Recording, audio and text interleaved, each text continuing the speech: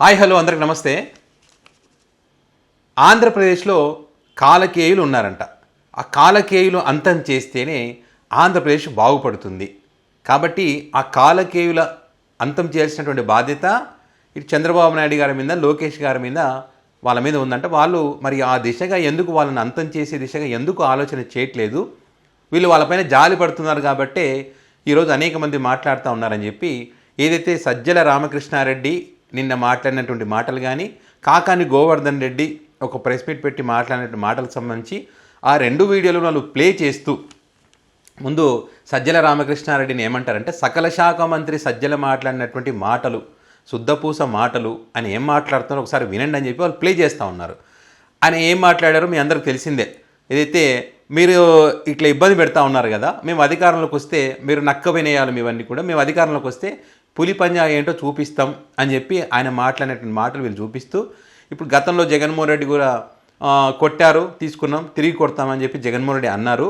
అదే రకంగా మరి 2019 ఎన్నికల్లో గెలిచారు. మరి అప్పుడు వాళ్ళు చేసినటువంటి తప్పులు అరాచకాలతో ప్రజలు కూడా వీళ్ళని కొట్టారు. సో 11 సీట్లకి పరిమితం అయ్యారు. అయినా కూడా వీళ్ళకు సిగ్గు లేదు, శరం లేదు, భయం లేదు, అహంకారం తగ్గలేదు, పొగరు ఎక్కువే మాట్లాడుతూ ఉన్నారు. ఇప్పుడు ఈరోజు కూడా మరి సజ్జల రామకృష్ణారెడ్డి మాట్లాడుతూ ఉన్నాడని చెప్పి, అదేవిధంగా కాకాని గోవర్ధన్ రెడ్డి ఒక సిఐకి సంబంధించి మాట్లాడారు. బట్టలోడ తీస్తాం, ఇదే రకంగా ప్రవర్తిస్తే ఇదే రకంగా ఉంటే అని చెప్పి ఆయన కూడా మాట్లాడుతూ ఉన్నారు. సో వీళ్ళకి కొంచెమైనా సిగ్గు శరం ఉందా వీళ్ళకి అని చెప్పి వీళ్ళకు అధికార పార్టీకి సంబంధించినటువంటి వాళ్ళు అంటే నీతి నిజాయితీతో పనిచేస్తామని చెప్పేటువంటి కొంతమంది జర్నలిస్టులు మాట్లాడుతున్నటువంటి మాటలు ఇవి. నిజంగా ఓపెన్గా మాట్లాడుకుందాం. 2014 నుంచి 2019 వరకు కూడా చంద్రబాబు నాయుడు గారు ఎప్పుడు కూడా ఎవరిని కూడా ఇబ్బంది పెట్టలేదంట. అసలు 23 మంది ఎమ్మెల్యేలను కొన్నది ఎవరు? ప్రజాస్వామ్యాన్ని కూని చేసింది ఎవరు? వైసీపీ పార్టీలో ఉన్నటువంటి నాయకులను, కార్యకర్తలను ఇబ్బంది పెట్టింది ఎవరు? వైసీపీ పార్టీ లేకుండా చేయాలని చెప్పింది ఎవరు? జగన్మోహన్ రెడ్డి మీద కేసులకు సంబంధించి వాళ్ళ పత్రికలో పదే ప్రచారం చేస్తూ ఆర్థిక ఉగ్రవాది అని చెప్పింది ఎవరు? లేని దాన్ని ఉందని సృష్టించింది ఎవరు? సహనంతో ఉన్నారంట అప్పుడు. ఇప్పుడు కూడా అదే రకంగా సహనంతో నారా లోకేష్ గారు, చంద్రబాబు నాయుడు గారు సహనంతో ఉన్నారు. వీళ్ళని చూస్తే జాలి అనిపిస్తుంది మాకు. ఆ కార్యకర్తలు కూడా అదే రకంగా బాధపడతా ఉన్నారంట. రాష్ట్ర ప్రజలు కూడా అదే అనుకుంటున్నారండి. ఎందుకు చంద్రబాబు నాయుడు గారు ఈ రకంగా ఉన్నారు, ఈ రకంగా ఎందుకు వీళ్ళు మౌనం వహిస్తూ వాళ్ళ మీద చర్యలు తీసుకోవట్లేదని చెప్పి బాధలో ఉన్నారంట పబ్లిక్. చంద్రబాబు నాయుడు గారు ఇప్పుడు అధికారంలోకి వచ్చిన తర్వాత చాలా సైలెంట్గా ఉన్నారా? అసలు కేసులే పెట్టడం లేదు, మౌనంగా ఉన్నారనేటువంటి మాట ఎట్లా మాట్లాడతారు? జగన్మోహన్ రెడ్డిని సిమెంట్ వేసి కప్పు పెట్టాలని చెప్పి మాట్లాడినప్పుడు ఏమైపోయారు మీరంతా? వినుకొండలో రషీద్ హత్య జరిగినప్పుడు ఏమైపోయినారు మీరంతా? సుధార అనేటువంటి ఒక మహిళా కార్యకర్తను అరెస్ట్ చేసి జైల్లో పెట్టి, భార్యాభర్తలు ఇద్దరిని అరెస్ట్ చేసి జైల్లో పెట్టి ఆమెకు ఏ రకంగా నరకం చూపించారు ఆ న్యూడ్ వీడియోలు చూపిస్తూ ఎంత ఇబ్బందులు గురి చేశారని చెప్పి ఆ మహిళ కన్నీళ్ళు పెట్టుకున్నటువంటి సంగతి మీకు గుర్తులేదా? ఓడిపోయాడు కానీ చావలేదని చెప్పి దారుణంగా కామెంట్ చేసినటువంటి మాటలు గుర్తుకులేవా? వైసీపీ కార్యకర్తల పంటలు ధ్వంసం చేసింది మీకు అనిపించలేదా? తలలు పగలగొట్టింది మీకు అనిపించలేదా? రెడ్డి అని ఒక ఓటల్ పేరు ఉంటే ఆ ఓటల్ వెళ్ళి కూడా విధ్వంసం చేసింది మీకు గుర్తుకు రాలేదా? అందుకమ్మ సురేష్ని 4 నెలల కాలంగా ఒక కేసులో బెయిల్ ఇస్తే ఇంకో కేసులో బెయిల్ రాకుండా చేస్తూ ఇప్పటి వరకు కూడా అదే రకంగా కక్ష సాధింపులో భాగంగా అరెస్ట్ చేసి జైల్లో పెట్టిన సంగతి గుర్తుకు లేదా? మరి ఆ సందర్భంగానే కదా మరి ఆయన మాట్లాడింది. కనీసం ఒక మాజీ ఎంపీకి ఇవ్వాల్సినటువంటి సదుపాయాలు ఇవ్వట్లేదని కదా అక్కడికి వెళ్ళి మాట్లాడింది. అధికార పార్టీని ప్రశ్నించారని చెప్పి ఎంతోమంది కార్యకర్తలను సోషల్ మీడియాలో యాక్టివ్ ఉండేటువంటి వీళ్ళందరినీ కూడా అరెస్ట్ చేసిన సంగతి మర్చిపోయారా? అసలు తప్పు చేయకపోయినా కూడా ఏ సెక్షన్లు పెడితే వీళ్ళు బయటికి రాకుండా ఉంటారని చెప్పి ఒక కుట్రతో ఆలోచన చేసి BNS 111 సెక్షన్ పెట్టి మరి వాళ్ళు బెయిల్ రాకుండా చేసినటువంటి క్రమంలో హైకోర్టు న్యాయస్థానం ఇవేం సెక్షన్లు ఇవెందుకు పెట్టారు, ఎవరికి ఏ సెక్షన్ పెట్టాలో కూడా తెలియదు అని చెప్పి హైకోర్టు సీరియస్ అయినటువంటి దానికి సంబంధించి కూడా మీకు కనిపించట్లేదా? మరి ఇవన్నీ అరాచకాలుగా ఏమంటారు, విధ్వంసాలుగా ఏమంటారు? వీటిని ఇవన్నీ జరుగుతున్నందుకే కదా వీళ్ళు ప్రశ్నిస్తూ ఉన్నారు. ఇప్పుడు కాకాని గోవర్ధన్ రెడ్డికి సంబంధించి వాళ్ళ అనుచరుడు ఏదో తప్పు చేశాడంట, ఉద్యోగం ఇప్పిస్తా అని చెప్పాడంట, ఆ వ్యక్తి ఒక మహిళను వాడుకున్నాడంట, సో అందుకే కేసు పెట్టారంట. నిజంగా ఆ విధంగా తప్పు చేస్తే ఆ వ్యక్తికి శిక్ష పడాలి, మనం దాన్ని ఏం తప్పు పట్టాం. ఎవరైనా సరే అట్లాంటి వ్యక్తిని శిక్షించాలని కోరుకుంటాం మనం. ఇలాంటి సైకోలు, ఇలాంటి రేపిస్టులు వీళ్ళని వదిలేయాలని మీరు అంటున్నారు. మరి ఇప్పుడు అధికార పార్టీలో ఉన్నట్టు సైకోలు, రేపిస్టుల సంగతి ఏంది? మళ్ళీ మరి ఒక ఎమ్మెల్యే డైరెక్ట్ టీడీపీ కార్యకర్తగా ఒక మహిళా కార్యకర్తను దారుణంగా మరి ఒక లాడ్జ్ని పిలిపించుకొని చేసినటువంటి వీడియోలు మొత్తం బయటకు వచ్చినాయి కదా. మరి ఆ వ్యక్తికి సంబంధించి ఎక్కడ మనం పట్టించుకున్నాం? మళ్ళీ పథకాలు అందాలంటే కనుక మీరు మహిళలు మా దగ్గరికి రావాలని చెప్పి మరి ఆ వీడియోలు, ఆడియోలు, రికార్డింగ్స్ బయటకు వచ్చినాయి కదా. మరి దాని సంగతి ఏమైపోయింది?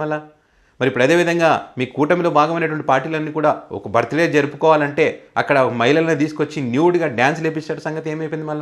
మరి అదేవిధంగా ఒక ఎమ్మెల్యే, ఒక మాజీ ఎమ్మెల్సీ బర్త్డే వేడుక సందర్భంగా మందు తాగుతూ, చిందేస్తూ, డ్యాన్సులు వేస్తూ ఒకరికొకరు ముద్దులు పెట్టుకున్నటువంటి సంగతి ఏమైంది మళ్ళీ? మరి అదేవిధంగా చంద్రబాబు నాయుడు గారికి సన్నిహితంగా ఉన్నటువంటి వ్యక్తి, కుప్పం నియోజకవర్గం ఇన్ఛార్జ్ అని చెప్తా ఉన్నటువంటి వ్యక్తి, ఆ వ్యక్తి కూడా ఏ రకంగా ఒక మహిళలకు సంబంధించి మాట్లాడారో ఆడియో కూడా బయటకు వస్తే మరి ఆ వ్యక్తి గురించి కూడా మనం పట్టించుకోలేదు మరి ఈరోజు. మరి వీళ్ళ సంగతి ఏంది? మళ్ళీ వీళ్ళ గురించి కూడా మాట్లాడాలి కదా మనం న్యూట్రల్ జర్నలిజం చేస్తాం, నీతితో మాట్లాడతాం అన్నప్పుడు ఇవన్నీ కూడా ప్రస్తావించాలి కదా. ప్రభుత్వం ప్రజలకు చేస్తున్న హామీ లేకపోతే వాటి గురించి కూడా ప్రశ్నించాలి కదా. ఒక నాణ్యానికి బొమ్మ వరుసలు రెండు ఉంటాయి, రెండు వైపులు చూడాలి కదా మనం. ఒకవైపు చూసి ఒకవైపే మాట్లాడి వీళ్ళొక్కరే నీతి నిజాయితీవంతులు, వీళ్ళు కాదంటే ఎట్లా? ఇప్పుడు నారా లోకేష్ గారేమో అధికారంలోకి రాకముందు రెడ్ బుక్ అని పెట్టుకొని అందులో అధికారుల పేర్లు పెట్టుకొని అధికారులకు వచ్చిన తర్వాత వాళ్ళందరినీ అధికారులను ఇబ్బంది పెట్టొచ్చు. అప్పుడు పోలీసు అధికారులు ఎంత దారుణంగా మాట్లాడారో మనం చూసాం. వాళ్ళు వార్నింగ్లు ఇవ్వచ్చు. కానీ వీళ్ళు బాధ కలిగి ఇది కరెక్ట్ కాదు, ఇదే రకంగా చేస్తే మీరు నేర్పిస్తున్నారు మాకు, మేము కూడా ఇదే పద్ధతి అలవాటు అవుతుంది, మేము ఇప్పుడు మా కార్యకర్తలు మా పార్టీలో ఉన్న వాళ్ళు నేర్చుకుంటారు, అప్పుడు ఆపడం కష్టం అని చెప్పి ఆ మాటలు రావడానికి కారణం ఎవరు? మీరు తీసుకున్న నిర్ణయాలే కదా. ఇంత జరుగుతుంటే కూడా మౌనంగా ఉన్నారు వీళ్ళు, కేసులు పెట్టడం లేదు, దాని గురించి అసలు ఆలోచించడం లేదు. నిజంగా వీళ్ళని చూస్తే జాలి అనిపిస్తుంది అని చెప్పి ఏ రకంగా మాట్లాడతారు? మళ్ళీ పైగా ప్రజలు కూడా జాలి పడుతున్నారని చెప్పి ఏ రకంగా చెప్తారు మీరు? అసలు ముందు ప్రజలకు ఇస్తాననేటువంటి హామీల గురించి వీళ్ళు ఏమైతే చెప్పి అధికారంలోకి వచ్చారో వాటికి సంబంధించి మనం ఎందుకు మాట్లాడట్లేదు? దాని గురించి మాట్లాడాలి కదా. అది మాట్లాడడం. ఎప్పుడు వైసీపీని తిట్టాలి, వైసీపీ నాయకులను తిట్టాలి, వైసీపీ పార్టీలో రేపిస్తున్నారని చెప్పాలి, వాళ్ళది విధ్వంసం అని చెప్పాలి, ఆర్థిక ఉగ్రవాదం అనాలి, సైకో అనాలి, శాడిస్ట్ అనాలా, వాళ్ళనే తిట్టాలి. మళ్ళీ వాళ్ళ దాంట్లోనే అందరు ఉంటారు. ఈతల పార్టీలో ఎవరు ఉండరు, అంత నీతి నిజాయితీతో కూడినటువంటి వ్యక్తులే ఉంటారు. వీళ్ళు రెడ్ బుక్ రాజ్యాంగం నడపొచ్చు, కానీ యువతలలో ఏమైనా మాట్లాడతామో అట్లెట్లా మాట్లాడతావు? శుద్ధపుస మాటలు తప్పు కదా. ఇది మీరు కాలకేయులు కదా, రాజ్యం పాడవుతుంది కదా అని చెప్పి డైలాగులు. ఇంకెన్ని రోజులు సార్ ఇట్లా? కొత్త ప్రభుత్వం వచ్చి 6 నెలలే అయింది, అప్పుడే ఏం చేయలేదు అంటే ఎట్లా? అంటే మరి విజనరీ కలిగినటువంటి వ్యక్తి ఖచ్చితంగా క్వశ్చన్ చేస్తారు. సంపద సృష్టిస్తానన్నటువంటి వ్యక్తి ఖచ్చితంగా క్వశ్చన్ చేస్తారు. మరి ఎక్స్పీరియన్స్ ఉన్నటువంటి పర్సన్ కదా, అధికారులకు రాగానే గత ప్రభుత్వంలో అమలవుతున్నటువంటి పథకాలు ఆటోమేటిక్గా అమలైపోవాలి అంతే. 6 నెలల కాలం పట్టదు. కొత్తగా పథకాలు ఏమన్నా నువ్వు లాంచ్ చేయాలనుకుంటే దానికి సంబంధించి విధి విధానాలు కానీ ఇవన్నీ ఇంకా దానికి సంబంధించి ఆలస్యం చేయొచ్చు, తప్పులేదు. ఇప్పుడు ఆల్రెడీ ఉన్న పథకాలు కదా, అమలవుతున్న వాటిని మేము అమలు చేస్తామన్నప్పుడు ఇంకా టైం ఏమవసరం దానికి? పైగా ఎక్స్పీరియన్స్ ఉన్నటువంటి పర్సన్కి ఇంకా టైంతోనే పని లేదు కదా.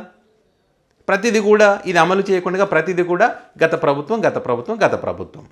మరి గత ప్రభుత్వంలో ఉన్నప్పుడు మీరు ఎక్స్పీరియన్స్ ఉన్నటువంటి పర్సన్ కదా, మరి ఆర్థిక పరిస్థితులు ఏంటని మీకు తెలీదా? మీరే అన్నారు కదా, విధ్వంసం సృష్టించాడు, ఆర్థికంగా దెబ్బతీశాడని మీరే అన్నారు కదా. మరి అలాంటప్పుడు ఇది సాధ్యం కాదని చెప్పొచ్చు కదా. అదే జగన్మోహన్ రెడ్డి ఎంత సాధ్యం అవుతుంది, ఎంతవరకు ఇవ్వచ్చు అని చెప్పి తన మేనిఫెస్టో గురించి చెప్తే చేతగానోడు జగన్మోహన్ రెడ్డి అని మీరే చెప్తారు. అంతకు మించి మేము ఇవ్వగలం, సంపద సృష్టిస్తామని చెప్తారు. ఇప్పుడు సంపద సృష్టించండి సార్, పథకాలు ఇవ్వండి సార్ అంటే మాకు టైం కావాలి, జగన్మోహన్ రెడ్డి నాశనం చేసినందుకు వల్ల మేము ఇవ్వలేకపోతున్నాం అని చెప్పి మీరే అంటున్నారు. పైగా మళ్ళీ ఇలాంటి కవరింగ్లు, మీరు వార్నింగ్లు ఇవ్వద్దు అని చెప్పి మీరేమో ఇవ్వచ్చు, వార్నింగ్లు ఇవ్వచ్చు, భూస్థాపితం చేయొచ్చు, మీరు ఎన్ని బూతులైనా మాట్లాడొచ్చు, ఏదైనా అనొచ్చు. కానీ వీళ్ళు ఏదైనా బాధ కలిగి ఏదైనా మాట అంటే తప్పు. మళ్ళీ మన న్యూట్రల్ జర్నలిజం, మాది నీతితో చేసే జర్నలిజం అని చెప్తాం మళ్ళీ.